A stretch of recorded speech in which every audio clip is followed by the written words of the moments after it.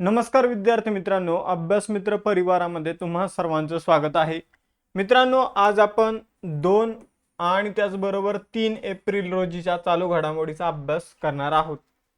मित्रांनो, थोडं लग्नाची तयारी सुरू असल्यामुळं सेशन जे आहे तर त्यामध्ये थोडा गॅप बघायला मिळतोय, पण तुमचा गॅप पडून देणार नाही. कारण समजून घ्या, ज्या दिवशी सुट्टी झाली तर त्या दिवशीचं करंट अफेअर्स नेक्स्ट डेला मी कव्हर करण्याचा प्रयत्न करल. तर जोपर्यंत समजून घ्या 1 मेला लग्न आहे, तर त्यामुळे जर बघितलं तर जोपर्यंत करंट अफेअर्स घेता येईल तोपर्यंत आपण घेऊ या महिन्यामध्ये. आणि त्यानंतर 1 मेला लग्न झाल्यानंतर जेवढं लवकरात लवकर बाकी राहिलेलं करंट अफेअर्स जे आहे एप्रिल एंडिंगचं थोडं राहून जाईल, तर ते सुद्धा आपण कव्हर करण्याचा प्रयत्न करू. ठीक आहे. तर तुम्ही डेली सेशन बघत असाल तर सेशनला लाईक करा, चॅनलला सबस्क्राईब करायला विसरू नका. मित्रांनो बघा, आपलं 3ही महिन्याचं मासिक जे आहे ते आलेलं आहे. आपण फी जी आहे ती कमीच ठेवलेली आहे, 50 रुपये फी ठेवलेली आहे फक्त आता मार्च महिन्याच्या मासिकची. आणि त्यावर पण तुम्ही 25% डिस्काउंट वगैरे अप्लाय करू शकता. 35 रुपयात तुम्हाला हे मासिक मिळून जाणार आहे. तर जानेवारी, फेब्रुवारी आणि मार्च सुरुवातीला आपण फी जास्त ठेवली होती, 100 रुपये ठेवली होती जानेवारीची, नंतर फेब्रुवारीची 75 आणि आता 50 रुपये ठेवलेली आहे, जेणेकरून जास्तीत जास्त मुलांना हे मासिक डाउनलोड करता यावं आणि त्याचा फायदा घेता यावा. यासाठी तुम्हाला अभ्यास मित्राचं ॲप्लिकेशन जे आहे ते डाउनलोड करायचं आहे. या मासिकमधून तुमच्या सगळ्या घडामोडी या दरम्यानच्या कव्हर होऊन जाणार आहे. त्याचबरोबर 60+ मार्काची गॅरंटी देणारी बॅच आपण सुरू केलेली आहे. दरवर्षी आपल्या जे काही आपण शिकवतो, आपल्या बॅचेस जे असतात त्यामधून 60, 65, 70, 75 प्रश्न येतात. आणि हे फक्त हवेत गोळ्या मारायच्या नाही, तर प्रश्न आल्यानंतर त्याबाबतचा व्हिडिओ जो आहे तो यूट्यूबवर आम्ही दाखवतो. प्रत्येक शिक्षक समोर येतो, त्याने जो विषय शिकवलेला आहे त्यामधून किती कोणते कसे प्रश्न आले तो डायरेक्ट तिथे दाखवतो विथ प्रूफ. मित्रांनो, अशी 60+ मार्काची गॅरंटी देणारी बॅच आहे, ज्यामध्ये सर्व विषयाचे लेक्चर असणार आहे कंबाईन पूर्व परीक्षेसाठी. आणि नोट्स फक्त गणित बुद्धिमत्ता आणि त्याचबरोबर चालू घडामोडी वगळता ज्या नोट्स आहे ते तुम्हाला शॉर्ट रिव्हिजन नोट्स जे आहे ते मिळून जाईल. बाकी चालू घडामोडीचं जर तुम्हाला मासिक वगैरे पाहिजे असेल तर ते आपण बनवत आहोत, जसं जसं बनवतोय तसं तसं ॲपवर आपण उपलब्ध करत आहोत. त्याचबरोबर हनुमान जयंतीची ऑफर जी आहे ती 5 एप्रिल पर्यंत तुम्हाला बघायला मिळणार आहे, ज्यामध्ये 25% डिस्काउंट राहणार आहे. हनुमान नावाचं कुपन तुम्ही यूज करू शकता. सुरू करूया आजचं सेशन. मार्च 2026 मध्ये अरब लीगच्या नवीन महासचिवपदी कुणाची नियुक्ती झाली आहे? तर अरब लीगचे नवीन महासचिव बनलेले आहे मित्रांनो नबील फहमी. तर विद्यमान महासचिव आहे अहमद अबुल घीत, यांची जागा घेतलेली आहे इजिप्तचे माजी परराष्ट्र मंत्री नबील फहमी यांनी. यांची एकमताने निवड झालेली आहे. 1 जुलै 2026 रोजी ते पदभार स्वीकारणार आहे. 5 वर्षाचा त्यांचा कालावधी असणार आहे. अरब लीगची स्थापना 22 मार्च 1945 मध्ये झाली. मुख्यालय इजिप्तमधील कैरो या ठिकाणी आहे. सध्या 22 सदस्य देश आहे आणि संस्थापक देश जे त्यामध्ये इजिप्त आहे, इराक आहे, जॉर्डन, लेबनॉन, सौदी अरेबिया, सिरिया आणि येमेन हे 7 देश संस्थापक देश आहे. आणि आता सदस्य देशांची संख्या 22 झालेली आहे. आणि अरब लीगचे नवीन अध्यक्ष महासचिव जे आहे, ठीक आहे, म्हणजे हे पण मेनच पद आहे, महासंचालक अध्यक्ष यालाच म्हटलं तर महासचिव कोण बनलेले आहे तर नबील फहमी. नाव लक्षात ठेवायचं आहे. मित्रांनो, महत्वाच्या आंतरराष्ट्रीय नियुक्त्या आपण इथं बघूया. आंतरराष्ट्रीय ऑलिम्पिक समितीचे उपाध्यक्ष कोण बनले? जुआन अँटोनियो समरांच. ब्रिटिश ब्रॉडकास्टिंग कॉर्पोरेशनचे नवीन महासंचालक मॅट ब्रिटिन. इराणचे नवीन सर्वोच्च नेते मोस्तफा खामिनी. आशिया ऑलिम्पिक परिषदेचे नवीन अध्यक्ष शेख जोआन बिन अहमद अल थानी. इंटरपोलचे नवीन अध्यक्ष लुकास फिलिप. संयुक्त राष्ट्र पर्यटन संघटनेच्या पहिल्या महिला महासचिव शेखा अल नवाईस.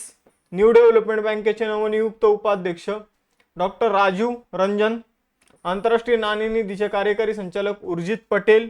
आंतरराष्ट्रीय ऑलिम्पिक समितीच्या पहिल्या महिला अध्यक्ष क्रिस्टी कॉवेंट्री. आंतरराष्ट्रीय क्रिकेट परिषदेचे नवीन सीईओ संजोग गुप्ता. आंतरराष्ट्रीय नाणेनिधीचे प्रथम उपव्यवस्थापकीय संचालक डॅनियल कॅड्स आणि युनेस्कोचे नवीन महासंचालक खालेद अल एनानी. पुढे जाऊया. दुसरा प्रश्न, वर्ल्ड आर्चरीने para archer of the year 2025 म्हणून कोणाला घोषित केलं? तर para archer of the year बनलेला आहे शीतल देवी.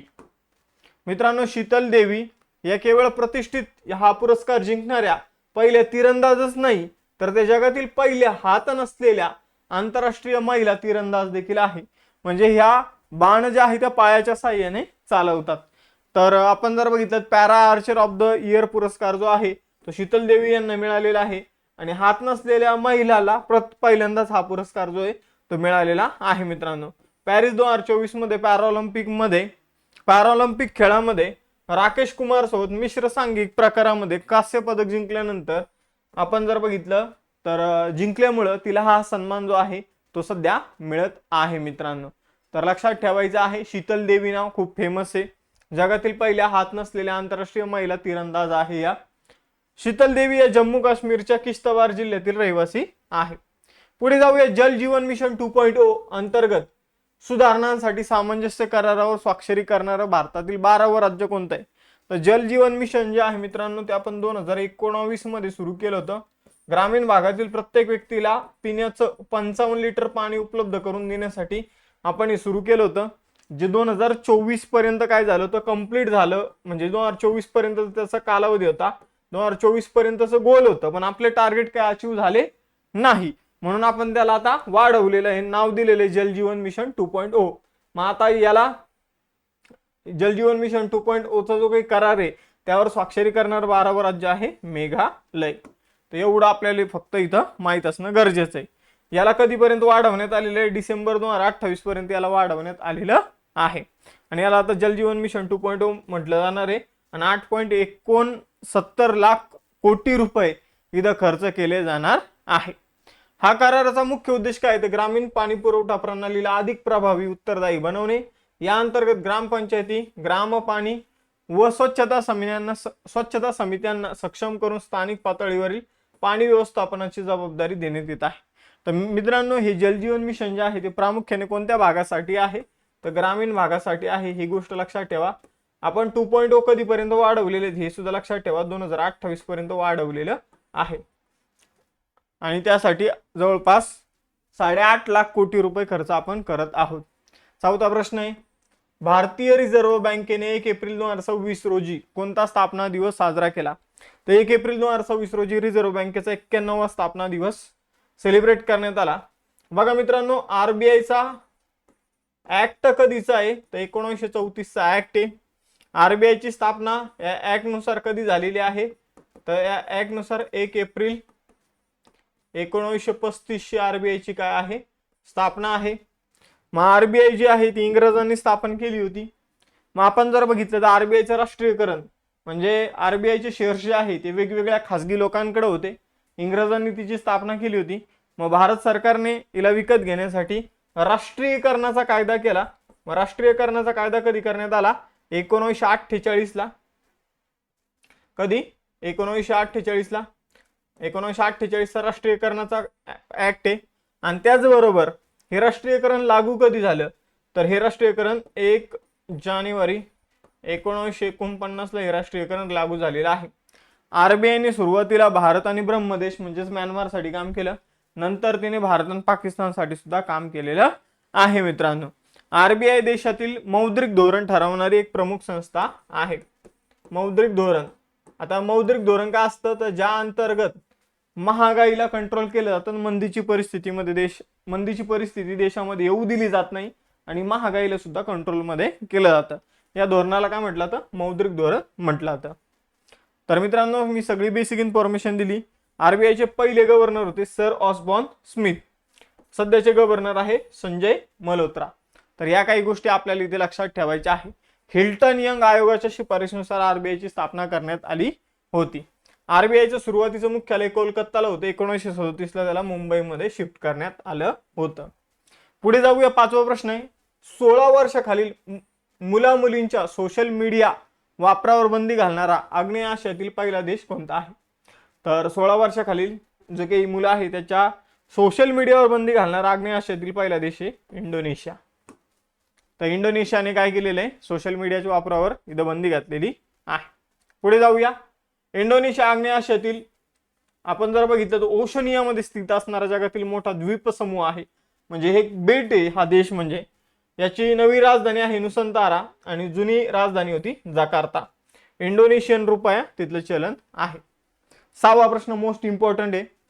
23 ते 29 मार्च 2026 दरम्यान स्थलांतरित वन्य प्राण्यांच्या संवर्धनावरील अधिवेशनाची 15वी परिषद, जिला CMS COP15 म्हटलं तर ती कोणत्या शहरात आयोजित करण्यात आली होती? तर कन्व्हेन्शन ऑन मायग्रेटेड स्पीशीज ची 15वी परिषद जी आहे तर ती ब्राझीलमध्ये आयोजित करण्यात आलेली आहे मित्रांनो. तर ब्राझीलमध्ये कॅम्पो ग्रांडे या ठिकाणी ही आयोजित करण्यात आलेली आहे. थीम आहे connecting nature to sustainable life. एवढं माहित असेल तर बस, आपल्याला यावर जर प्रश्न आला तर उत्तर द्यायचं. कारण मेन काय विचारलं तर परिषदेविषयी कितवी आहे, मग 15वी आहे, कुठं आयोजित झाली, ब्राझीलमध्ये. त्यानंतर जर बघितलं तर थीम काय, connecting nature to sustainable life.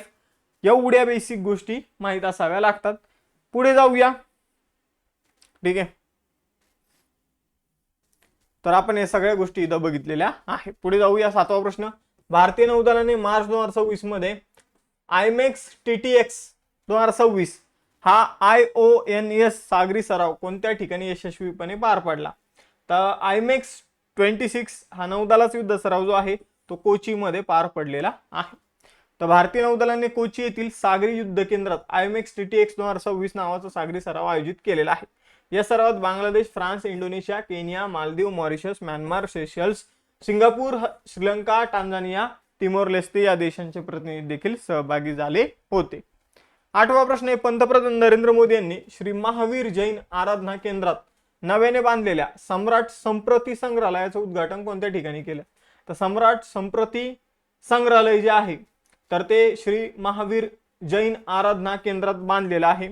सम्राट संप्रती जो आहे तर तो सम्राट अशोकाच्या मुलाचा मुलगा आहे आणि त्याच्या नावाने एक संग्रहालय जे आहे ते गांधीनगर गुजरातमध्ये महावीर जैन आराधना केंद्रामध्ये तयार करण्यात आलेलं आहे.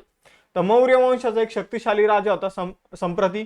तर नाव लक्षात ठेवा, ज्याला अनेकदा जैन अशोक म्हणून सुद्धा ओळखलं जातं, तो सम्राट अशोकचा कोण होता? नातू होता. तर पंतप्रधानांनी 31 मार्च 2026 रोजी महावीर जयंतीच्या निमित्ताने गांधीनगरमधील कोबा या ठिकाणी काय केलं?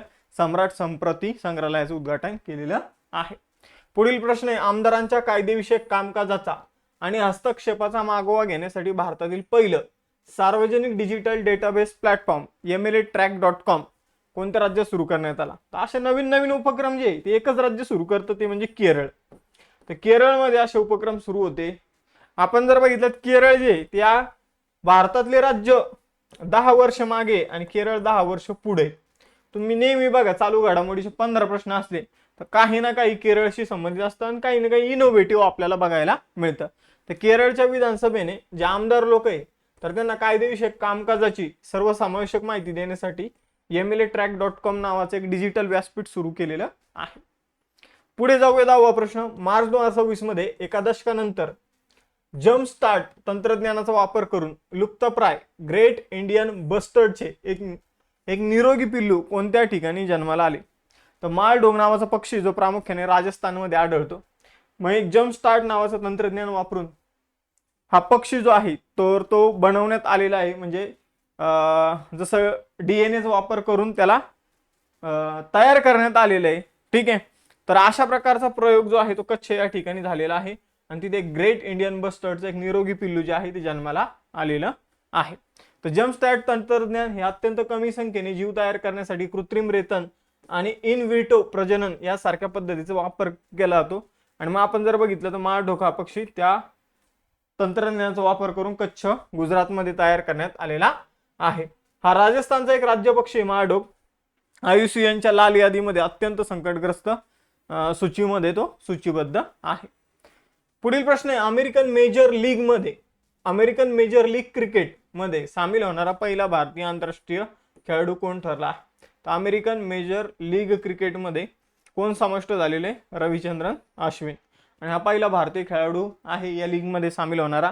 त्याची टीम लक्षात घ्या, सॅन फ्रान्सिस्को युनिकॉर्न ही त्याची टीम आहे. कोणती टीम आहे? San Francisco unicorn. पुढे जाऊया. 12वा प्रश्न. अमृत भारत स्टेशन योजनेअंतर्गत देशभरातील किती रेल्वे स्थानकांचे पुनरुज्जीवन आणि आधुनिकीकरण करण्याचं लक्ष ठेवण्यात आलेले? तर अमृत भारत अमृत भारत स्टेशन स्कीम जी आहे तर या अंतर्गत आपल्या देशभरातील तब्बल 1338 रेल्वे स्थानकांचं पुनरुज्जीवन आणि आधुनिकीकरण करण्याचं इथं ठरवण्यात आलेलं आहे, ज्यामध्ये दिल्लीतील 13 प्रमुख रेल्वे स्थानक असतील आणि देशभरातील 1338 रेल्वे स्थानक असणार आहे।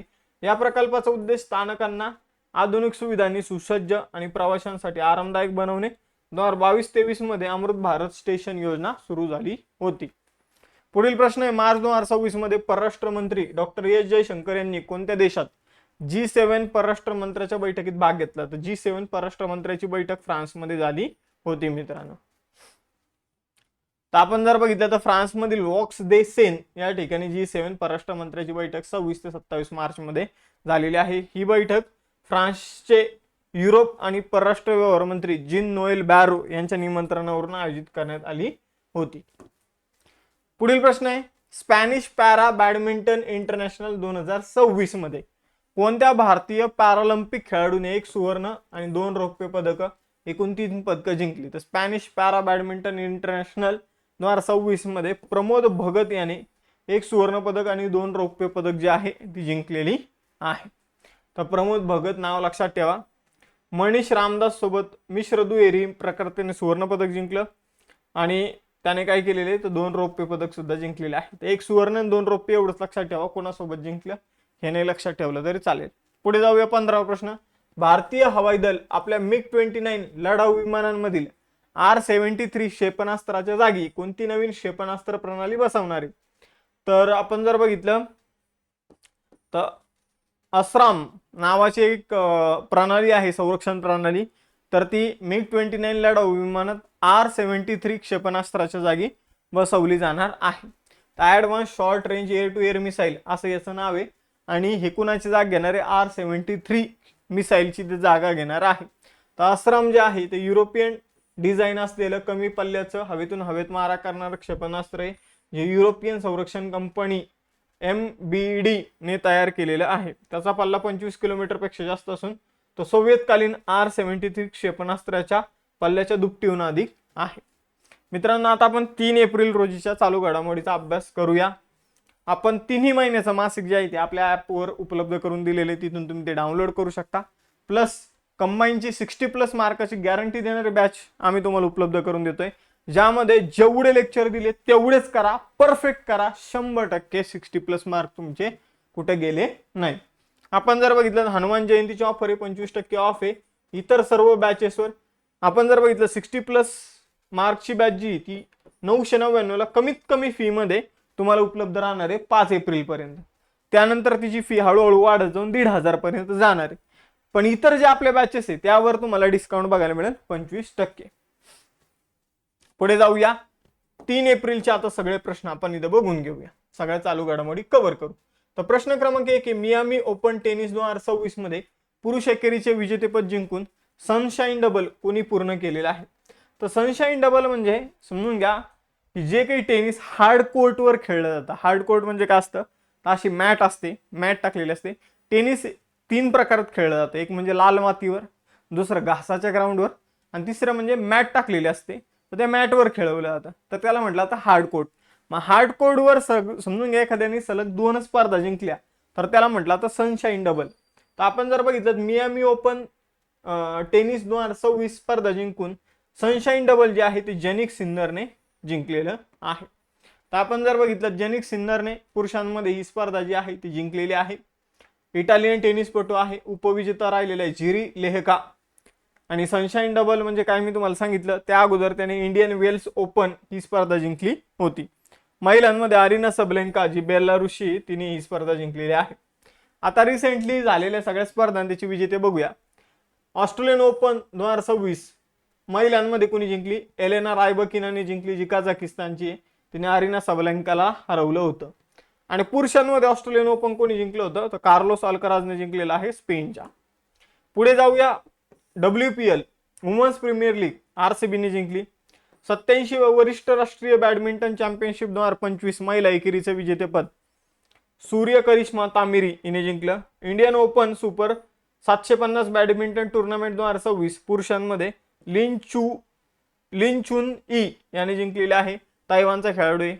79वी संतोष ट्रॉफी जी आहे ती सर्व्हिसेसने जिंकलेली आहे. 500 एकेरी सामने जिंकणारी पहिली भारतीय बॅडमिंटनपटू आणि जगातील 6वी खेळाडू पी.व्ही. सिंधू आहे. टेनिस ग्रँड स्लॅम स्पर्धांमध्ये 400 एकेरी सामने जिंकणारा जगातील पहिला खेळाडू नोवाक जोकोविच ठरला आहे. पुढे जाऊया. दुसरा प्रश्न आहे, कोणत्या अंतराळ संस्थेने आपल्या सेलेस्ट मिशन अंतर्गत निम्न पृथ्वी कक्षा म्हणजे लो अर्थ ऑर्बिट मध्ये नेव्हिगेशन तंत्रज्ञानाची चाचणी घेण्यासाठी 2 उपग्रह प्रक्षेपित केले आहेत? तर आपण जर बघितलं तर युरोपियन स्पेस एजन्सीचं एक मिशन आहे ज्याचं नाव आहे सेलेस्ट मिशन. आणि सेलेस्ट मिशन साठी न्यूझीलंडहून त्यांनी एक रॉकेट जे आहे, इलेक्ट्रॉन रॉकेट त्याला म्हटलं जातं, तर त्याच्या सहाय्याने 2 उपग्रह जे आहे ते अवकाशामध्ये पाठवलेले आहे. हे उपग्रह जे आहे ते नेव्हिगेशन तंत्रज्ञान जे आहे त्याशी संबंधित हे 2 उपग्रह आहे मित्रांनो. तर एवढी इन्फॉर्मेशन लक्षात ठेवा. याला लो अर्थ ऑर्बिट मध्ये ठेवण्यात आलेलं आहे या उपग्रहांना. लो अर्थ ऑर्बिट म्हणजे अगदी पृथ्वीपासून समजून घ्या तुम्ही एक 200-300 किंवा 400 किलोमीटरचं जे अंतर असतं त्याला लो अर्थ ऑर्बिट म्हटलं जातं. पुढे जाऊया. संयुक्त राष्ट्राच्या नेतृत्वाखाली 20 शहरे शून्य कचऱ्याच्या दिशेने या उपक्रमात सामील झालेलं एकमेव भारतीय शहर. तर संयुक्त राष्ट्राने एक उपक्रम सुरू केला, 20 शहरे शून्य कचऱ्याच्या दिशेने, आणि त्यामध्ये एक भारतीय शहर सुद्धा आहे. ते भारतीय शहर आपल्याला ओळखायचे कोणते, तर ते भारतीय शहर आहे वर्काला, केरळमध्ये. मी तुम्हाला म्हटलं प्रत्येक दिवशी एक ना एक केरळशी संबंधित अशी बाब असते की जी केरळ किती डेव्हलप होत चाललेले तर त्याकडे आपल्याला ते दाखवण्याचं काम जे आहे ते करत आहे. तर संयुक्त राष्ट्र पूर्ण जगभरातील 20 शहर जे आहे तर 20 शहरासाठी 20 सिटी टुवर्ड झिरो वेस्ट या उपक्रमाकडे हा उपक्रम संयुक्त राष्ट्राने सुरू केलेला आहे. आणि त्यामधील भारताचं एकमेव शहर जगातील 20 शहरामध्ये आहे वर्काला, जे केरळमधील आहे.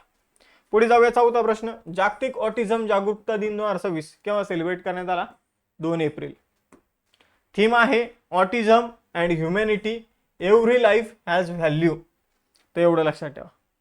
पुढे जाऊया. 5वा प्रश्न आहे, पंतप्रधान नरेंद्र मोदी यांनी केन सेमिकॉनच्या outsource semiconductor assembly and test सुविधेचं उद्घाटन कुठे केलं? तर बघा, केन सेमिकॉन नावाची कंपनी आहे, तिने एक सेमीकंडक्टर असेंब्ली अँड टेस्ट म्हणजे सेमीकंडक्टर तिथं बनवले जाईल, टेस्ट केले जाईल अशी फॅसिलिटी जी आहे ती सानंद, गुजरातमध्ये तिचं उद्घाटन केलेलं आहे मोदीजींनी. तर ऑलरेडी गुजरातमध्ये धोलेरा या ठिकाणी आपण जर बघितलं तर एक सेमीकंडक्टर प्रकल्प जो आहे तो ऑलरेडी तयार करण्यात आला होता. हा दुसरा आहे. पंतप्रधान नरेंद्र मोदी यांनी गुजरातमध्ये केन सेमिकॉनच्या 3,330 कोटी रुपयांच्या outsource semiconductor assembly and test सुविधेचं उद्घाटन केलं. गुजरातच्या धोलेरा नंतर हा काय आहे तर हा दुसरा सेमीकंडक्टर प्रकल्प आहे. धोलेरामध्ये पहिला होता सेमीकंडक्टर प्रकल्प ज्याचं उद्घाटन झालं होतं, आणि आता सानंद गुजरातमधील हा दुसरा सेमीकंडक्टर प्रकल्प आहे.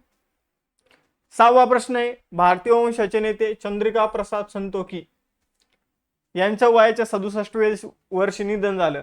ते कोणत्या देशाचे माजी राष्ट्रपती होते? तर चंद्रिका प्रसाद संतोखी सुरिनाम देशाचे कोण होते? माजी राष्ट्रपती होते. पुढे जाऊया. कोणत्या जहाज बांधणी कंपनीने INS दुनागिरी जे स्टेल्थ फ्रिगेड आहे, अग्रय प्राणबुडी विरोधी जहाजे आणि संशोधक एक सर्वेक्षण जहाज आहे, तर 3 जहाज नौदलाला सुपूर्द केली. कोणती कंपनी ती? तर ती कंपनी आहे garden rich ship builders and engineers.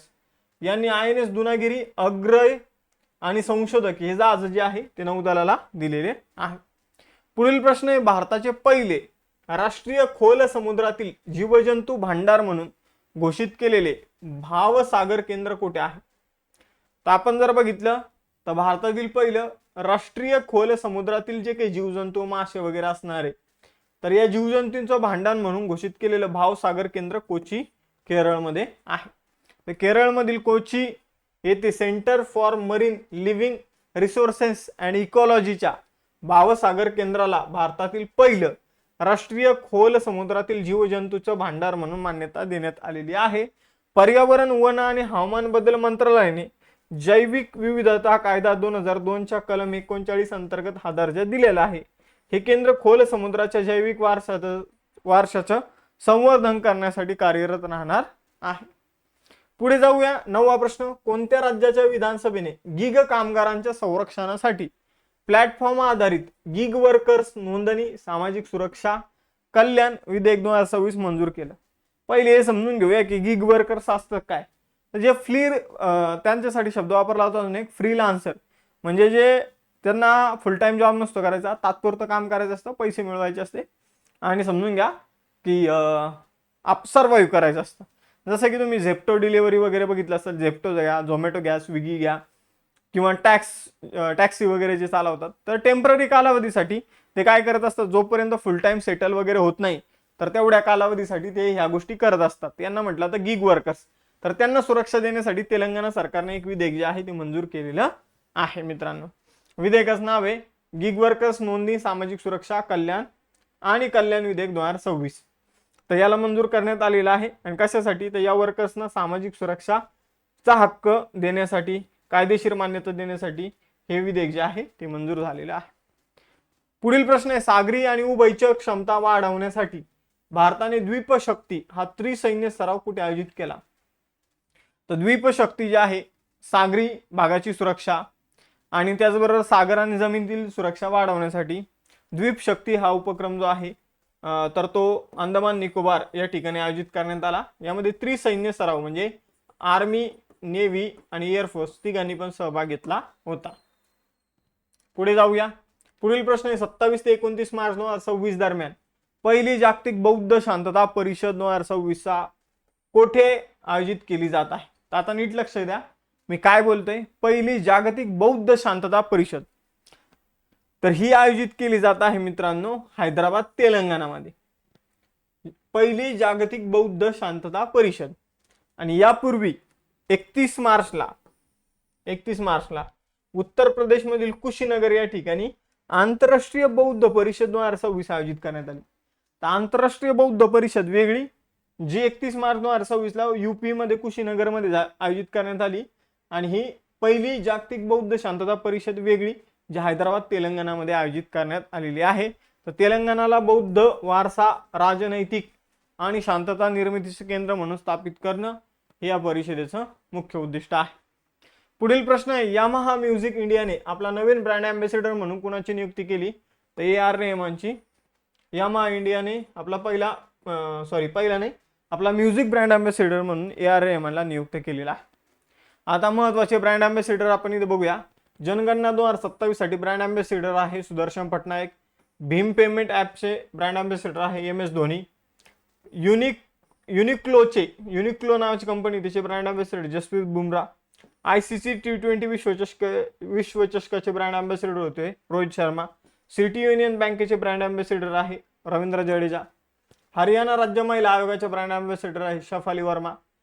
आघाडीचे सौंदर्य प्रसाधन विक्रेत्या नायका ब्रँडच्या brand ambassador Deepika Padukone. Bajaj Pune grand tour 2026 सदिच्छा दूत होते महेंद्रसिंग धोनी. दिल्ली खेल महाकुंभ 2026 ब्रँड अँबॅसेडर शिखर धवन. संयुक्त राष्ट्राच्या रस्ते सुरक्षेचे जागतिक चॅम्पियन आहे सचिन तेंडुलकर. पुढे जाऊया. 13वा प्रश्न आहे, नागोया प्रोटोकॉल अंतर्गत आंतरराष्ट्रीय स्तरावर मान्यता प्राप्त अनुपालन प्रमाणपत्र, ज्यालाच म्हटलं तर internationally recognised certificate of compliance जारी करणारा प्रमुख देश कोणता आहे? तर हे सर्टिफिकेट जे आहे ते भारताने जारी केलेलं आहे. हे सर्टिफिकेट नागोया प्रोटोकॉल अंतर्गत दिलं जातं. नागोया प्रोटोकॉल जो आहे तो बायोडायव्हर्सिटीशी संबंधित एक प्रोटोकॉल किंवा एक करार आहे, जो अनुवंशिक संसाधनाच्या उपलब्धतेचे, जे काही एखाद्या देशामध्ये जे काही वर्षानुवर्ष एखादी गोष्ट तयार झालेली असेल तर तिचे नियमन आणि त्याच्या वापरामुळे मिळणाऱ्या लाभांचं न्याय आणि समान वितरण सुनिश्चित करतो. हा याचा मुख्य उद्दिष्ट नागोया प्रोटोकॉलचा. पुढील प्रश्न आहे, कोणत्या सरकारी कंपनीने अरबी समुद्रात असलेल्या आपल्या दमन अपसाइड डेव्हलपमेंट प्रोजेक्ट मधील वायूचं उत्पादन सुरू केलं आहे? तर बघा, दमन अपसाइड डेव्हलपमेंट प्रोजेक्ट मध्ये वायूचं उत्पादन जे आहे अरबी समुद्रामध्ये, हा एक प्रकल्प आहे. ONGC oil and natural gas तेल आणि नैसर्गिक वायू महामंडळ corporation, oil and natural gas corporation ONGC ने इथं वायूचं उत्पादन जे आहे ते सुरू केलेलं आहे मित्रांनो. ONGC स्थापना 14 ऑगस्ट 1956 मध्ये करण्यात आली. डेहराडून उत्तराखंड मध्ये हिचं मुख्यालय आहे. हा उत्पादित गॅस जो आहे तो गुजरातमधल्या हजिरा प्लांटमध्ये पाठवला जाणार आहे. तिथं त्याला काय केलं जाणार आहे, तर त्यावर प्रक्रिया करून मग पुढे जाऊन त्याला वितरित केलं जाणार आहे. तर $1 बिलियन दमन अपसाइड डेव्हलपमेंट प्रकल्प आहे, ज्याचा प्लॅटफॉर्म B12 आणि 24P वरून गॅसचं व्यावसायिक उत्पादन जे आहे ते सुरू झालेलं आहे. पुढील प्रश्न आहे, केंद्र सरकारने PM E-ड्राईव्ह योजनेअंतर्गत इलेक्ट्रिक दुचाकीवरील अनुदानाची मुदतवाढ कधीपर्यंत दिली आहे? तर E2 व्हीलर्स वरील अनुदानाची मुदतवाढ जी आहे ती 31 मार्च 2026 पर्यंत होती. आता तिला 31 जुलै 2026 पर्यंत करण्यात आलेलं आहे.